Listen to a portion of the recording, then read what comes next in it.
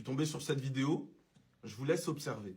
Vous êtes peut-être sain ou saine d'esprit, mais est-ce que vous pensez que si on vous enfermait maintenant dans un hôpital psychiatrique, vous seriez capable de prouver que vous êtes sain ou saine d'esprit? 8 personnes ont essayé de faire ça en 1973. Spoiler, elles n'ont pas réussi à prouver qu'elles étaient saines d'esprit. Mais écoutez bien parce que la fin de la vidéo va vous faire douter de votre propre perception. C'est une expérience de psychologie, c'est l'expérience de Rosenhan. Ces 8 personnes, ce sont des volontaires, par exemple un peintre, une mère au foyer, etc. Ils vont tous se présenter à des hôpitaux psychiatriques différents en disant « je viens vous voir parce que j'entends un bruit sourd dans ma tête ». Une phrase, une seule. À la seconde où ils sont admis, ils reprennent un comportement normal. Ils ne reviennent jamais sur ce bruit sourd qu'ils entendaient dans leur tête. Ils sont là pour calculer le temps que vont mettre les médecins à déterminer qu'ils n'ont rien à faire ici. Restez bien avec moi parce que le plus édifiant, c'est pas qu'ils soient restés enfermés, c'est ce que les médecins ont noté dans leur carnet de notes à leur sujet. Aucun n'a été démasqué. Pire, tout leur comportement était interprété comme étant des symptômes. Lorsqu'un volontaire a pris des notes, par exemple, le personnel médical a noté « le patient manifeste une écriture compulsive maladive ». Un autre qui était arrivé juste un petit peu en avance à la cantine, ils ont écrit « le patient présente une anxiété liée à l'oralité ». Ils ont fait ce qui s'appelle en psychologie un effet d'étiquetage. On leur a mis une étiquette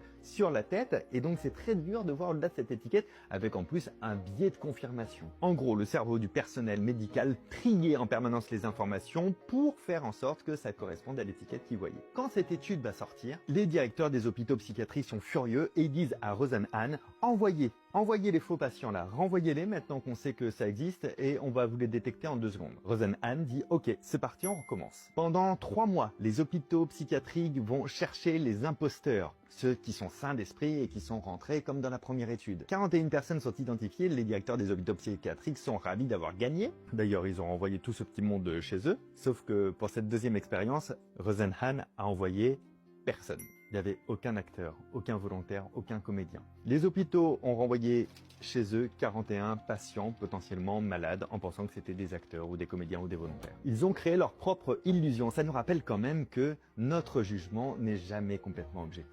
On ne voit pas la réalité avec un grand R, on voit ce qu'on s'attend à voir, ce qu'on voudrait voir. C'est comme ça que moi, en tant que mentaliste, parfois sur scène, je vais créer un cadre parce que je sais que vous, dans le public, votre cerveau va faire le reste du travail pour mettre ce qu'il faut dans ce cadre. Passez me voir à Avignon si vous voulez en savoir plus. La question est-ce que vous pensez, vous, peut-être dans la vie, avoir une étiquette qui change la perception qu'on a de vous? Moi, je sais que l'étiquette mentaliste, elle change parfois ce que les gens pensent de moi, à tort ou à raison. Faut que je m'arrête là parce que c'est un mini all thread, c'est-à-dire ça doit rentrer en 3 minutes. Les gros all threads, ils sont sur ma chaîne YouTube. De toute manière, on se rejoint demain ici même à 17 h parce que je fais une vidéo par jour pendant 1 an, donc c'est pas compliqué, hein, on a rendez-vous. Vous pouvez juste suivre mon travail et vous verrez une nouvelle vidéo comme ça toute l'année. Je m'appelle toujours Fabien Olicard, à très bientôt, ciao.